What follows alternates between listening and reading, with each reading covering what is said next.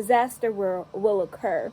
Or should he, having four bodies and function, marry a woman with only love and is not capable of being a companion to him?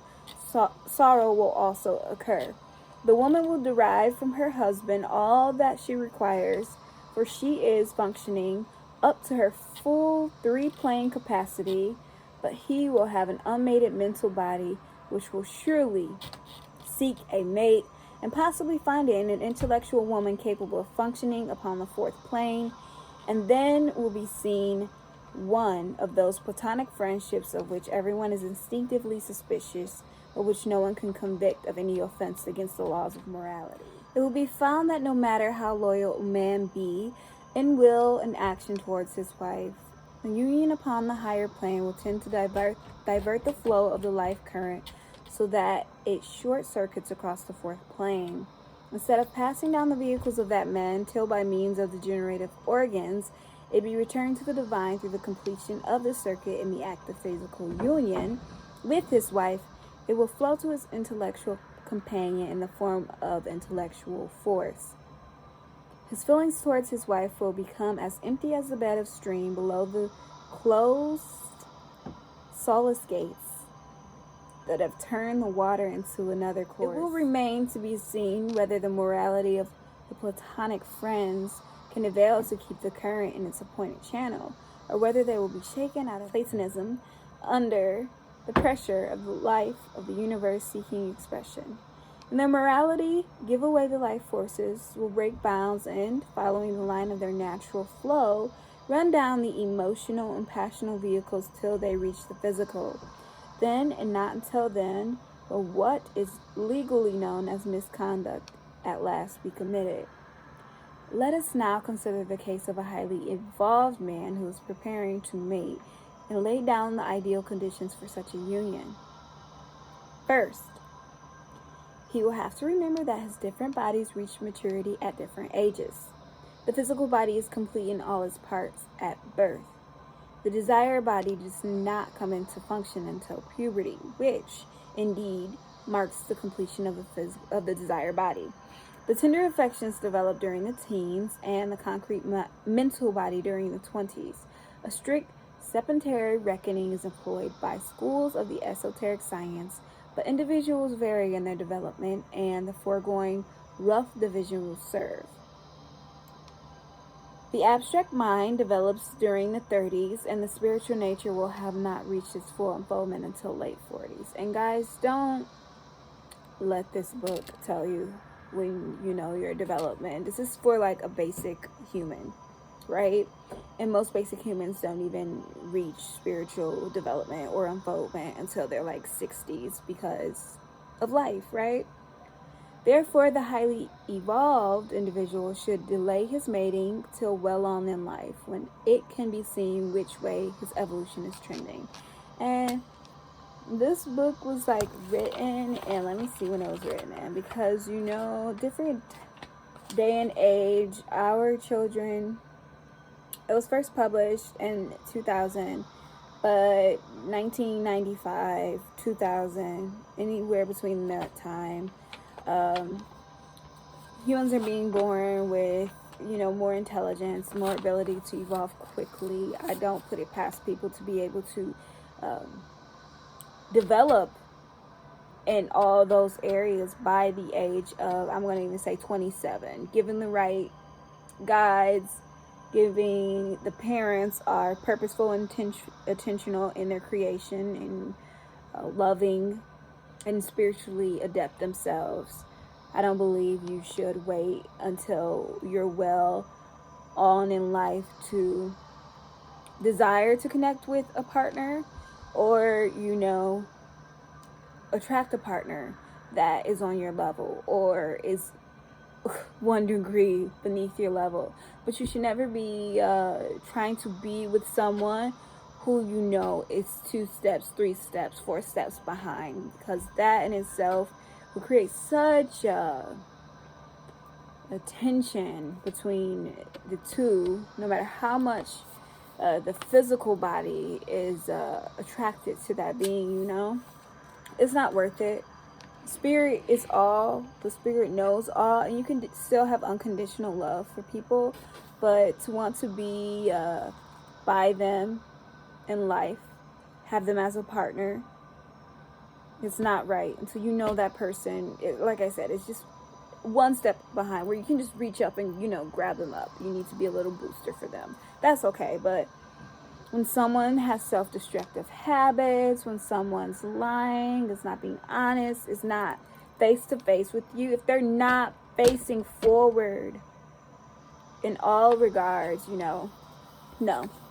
But I don't believe that we have to wait until we're well on in life to be with other people.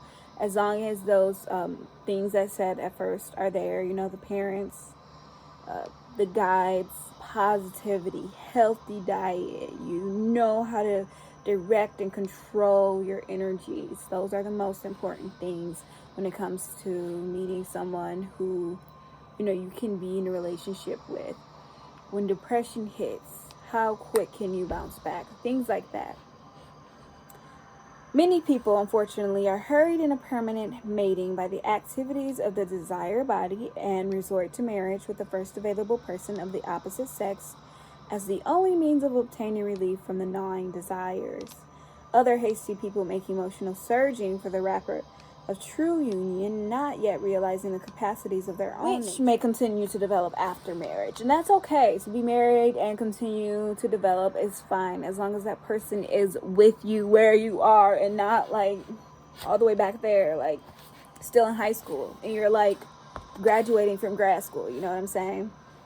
I mean, I'm talking about mentality-wise, of course. Well, it is for a married pair if their growth be even and simultaneous. They will find in married life the deepening and enriching of their love as body after body comes into function and meets its mate within the home that is reaching up to heaven. If, on the contrary, one has reached full stature while the other is still capable of growing, the marriage which started happily will end in compromise or failure. All of which I was just saying, God, like, I don't even need to read these books. All I need to do is sit and talk to you guys and vibe. Like, stuff is already in my soul. When I tell you guys, it's in my soul. It's a part of me. I don't need to do research because it's already in me.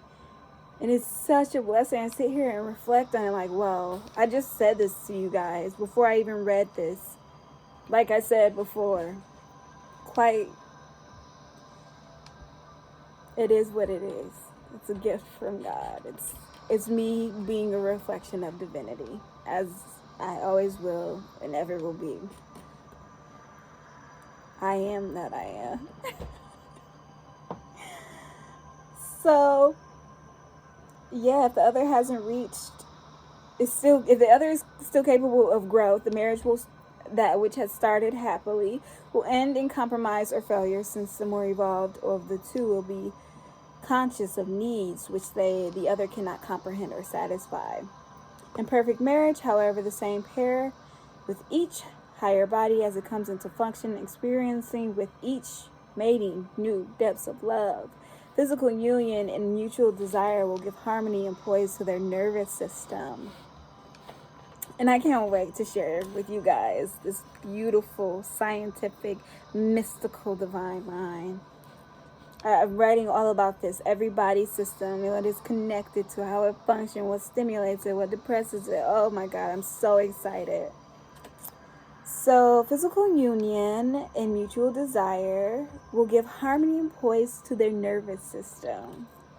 Love will blend desires and aims into one and bind the personalities together. The acquisition of a common fund of knowledge will make companion closer. Belief in similar concepts and principles direct their lives into the same channel. Spiritual aims and ideals of the same order complete their union. Until consciousness have risen to the level of pure spirit, this great love engendered between two souls will overflow all limitations and draw the whole universe into the bounds of their union. And that is a divine union. I'm talking about the one of submission, the one of great stimulation, the one where it's reflective, not only of, each other's souls, but of the divine. When this is achieved, it is held by the esoteric philosophers that the greatest stimulus which it is possible to give from the physical plane is applied to evolution. These two, thus mated upon all planes, enter the light and go not forth again as separate individuals, but become one individual with two-sided nature, complete in itself and self-fulfilling. Such beings, however, have passed to a higher order of life than ours and are uncognizable by our senses. So, I guess, my feelings on today were accurate. My feelings are surrender, that great surrender, the great submission, the intertwining of emotions and energetic bodies, the just being here and being reflective of one another. I love that so much. I love. I'm such a hopeless romantic, and being single for this long, and thinking like in the midst of that all that I met someone this last line just made me think like when we're reflecting back to each other, we're unlimited and we draw the whole universe into our love, unbound. I felt that way for a minute. Right in the middle. But it turns out that individual was like 6 steps still behind me, and no matter how hard I tried to pull them up, I couldn't. Yeah, I had to share that today. And I don't know when I'll come back on and post more content, because I am needing to love myself and honor myself and respect myself and know my boundaries and know my limits and know that I do have infinite capacity to give, but I can't be that way. I have to receive. I can't just keep pouring out, And another thing I wanted to touch on, I was thinking about in the shower this morning, is how people are overstepping their boundaries and seeing something new and say, oh, hey, I want to post about that too. But guys, you're really doing us all and yourself a disservice, because there are things that you are proficient in and that you understand that you should be posting about, and not this new thing that you just learned about. Like I said, the things I talk about, I've been studying for lifetimes. And if it just came to me in this lifetime, it's been under my belt for at least a decade. I don't post on or speak on things that I have no experience regarding.